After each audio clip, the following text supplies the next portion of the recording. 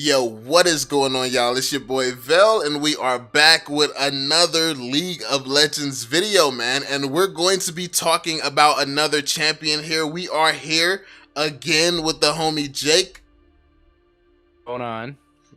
So he's going to be going over another champion with us. As you all know, we're doing this little series where we just run through most of the champions that's going to be confirmed and come into the game, because all 146 or whatever champions are not going to be in this version of League. So this is going to be its own game. So to be fair, we don't know if all the skills are going to be exactly the same. We have seen the footage in the trailers and stuff. Some of the skills are definitely the same. I think they've tweaked some things here and there. So yeah, some things will be changing, but overall, we're just going to be talking about the league experience and basically some of the thoughts of someone who actually plays League of Legends and knows basically the ins and outs of the game. So yeah, we're just here to learn, man. And also, if you have knowledge that you want to share about League of Legends, make sure you all drop that in the comment section as well. This is supposed to be a discussion and some type of engagement. So yeah, this is like, we're a little family, we're a community over here. So yeah, make sure you all subscribe to the channel, drop that thumbs up, all that good stuff, and yeah, let's just jump into it. So yeah, starting off, who we going to be talking about, Jake? NASUS. He is a top lane tank. So a top lane tank. That's actually interesting, because in Mobile Legends, tanks don't really solo lanes. Like, tanks in Mobile Legends will be trying to clear a lane all day. They're just bad. They're only good for like initiating and just getting slapped in the face, basically. But so that's interesting. So tell us a little bit about him. So starting off, like we already said, NASUS is a top lane tank. As most people already know, he has a Q that does insane amount of damage, and his passive is called Soul Eater. And yes, it's exactly what it sounds like. Every time he kills a minion, he gets stacks. He basically eats their soul. He numbs them all up, and he gets three damage, something around that line, to his siphoning strike, which is his Q or whatever it is on the game. And he basically will slam his axe down, and it can deal tons of damage. And if in late game, if you do enough stacks, you can basically almost one-shot every minion and one-shot even the giant minions that come. And at that point in time, you can farm so easily with NASUS and just continuously increase his stacks to basically cause way more damage than a tank should ever do. He actually sounds like a hero in Mobile Legends named Alduis.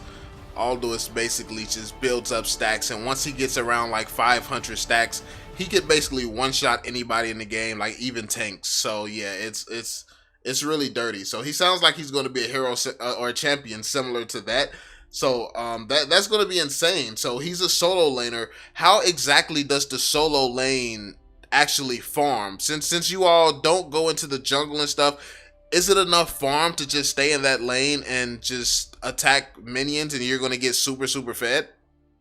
Um, yeah, so the way I see it is, I don't know exactly how it works with the shorter games in mobile, but in actual games, you want to get around 250 stacks within the 20-minute mark. And then you want to keep your step from there. Your stacks will just go faster than that because you can one shot faster, but you have to keep up that steady pace. NASUS, as long as you don't have a range character, it's really easy to just, you guys kind of meet in the lane and you farm. A lot of times they'll leave you alone because you guys are just starting out. They will, but if you're NASUS, you got to be ready for mad pokes, because people will try to poke you, smack you around, as you said, and try to keep you away from the farm. They will do whatever it takes. And a lot of people who are good at this is, of course, as we talked about, Teemo. He's really good at, poisoning you, hurting you, and because early game he does quite a lot of damage, and he can keep NASUS back. Because if you didn't know, if you kill a champion, you get quite a bit of gold. So you kind of, NASUS has to stay near tower. but you don't want NASUS to stay by tower because NASUS can do a lot of damage and he can farm really well, called tower farming. So you got to kind of push your lane by not pushing your lane too far if you play NASUS. But yeah, there's plenty of farm, plenty of opportunities to get fed in the lane. But this is going off of just a plain PC version of League of Legends. But I feel like it would work kind of the same in the mobile version as well. Yeah. So when it comes down to facing champions like Timo, is it possible to even get fed or farm against someone like Timo, or do you just kind of like just like what do you do? Because like in Mobile Legends, when the lanes are pushed up against each other, you basically clear the lane, then you rotate to the jungle. But it's since people don't rotate to the jungle in League, it sounds like Timo is just going to be standing there waiting for you to try to step up and farm, then attack you. So if he never leaves the lane and he's always there ready to attack you, how can you even get farm ever if he controls the lane properly? Um, well, by properly, I'm not sure exactly what you mean because a lot of times people can mess up. But I did mention something called tower farming, and what that is as they push up your lane, your minions will go to the tower, and the tower will hit the minions, and then you're safe there from most damage. So right there, that'll get you a few farm because it's almost physically impossible to push the lane and to stop them from getting quite a few of them slipping by. Because as you know, champions do significant damage compared to the minions. So if Teemo's attacking his minions to get fed and you are not, they're honestly going to win, or obviously going to win that fight and push up the lane, and a few will slip by.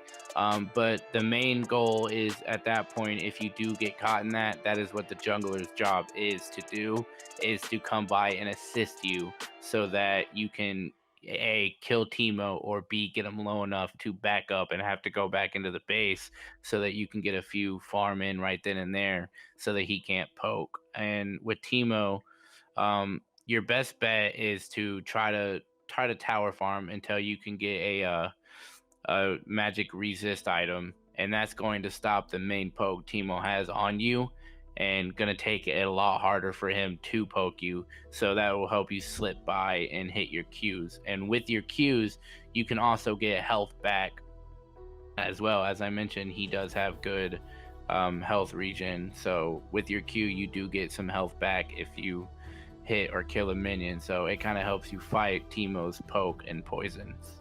Okay, so that actually makes a lot of sense, and that really did answer the question, especially having the mid lane or the jungler rotating to help.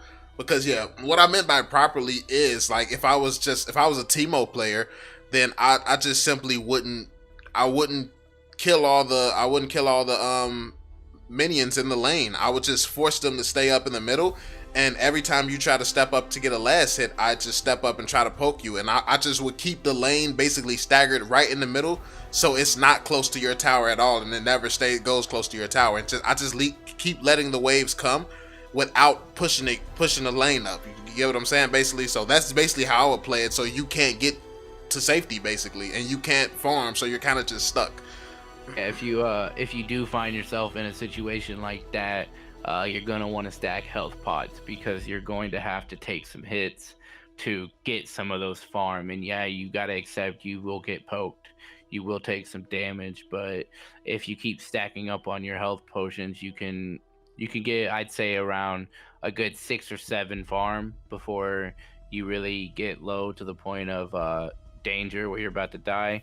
Then you just pop a few health potions and just get back into it. And I mean, it's really slow that way, but over time you can build up. And if you happen to hit Teemo with your Q after getting a few, you'll find that you do significant damage to Teemo because he does not build any tanky items. And that'll be one way to deter Teemo, is try to hit him with your Q every so often and let your minions damage your minions. That way, when you see him low, you can hit Teemo with your Q and then hit your minion with your Q when the cooldown finishes. Therefore, continuing your stack and trying to keep him away and lower, because the lower the health, the less likely they are to be more aggressive towards you. Okay. All right. So that's perfect. That basically that explains everything. So yeah, that's pretty much a lot of information about this champion. Hopefully this was helpful. You all enjoyed this conversation that we have, and you all are enjoying this series and learning a lot. And you're really getting prepared and pumped for League of Legends, because this is about to be sick. When it finally comes out on mobile for everybody, we're going to have a blast playing this game. But that's going to be it for now, y'all. Make sure you all drop that thumbs up, subscribe to the channel if you are new, and we're going to catch you all in some later videos, homies. So yeah, make sure you turn on notifications for them.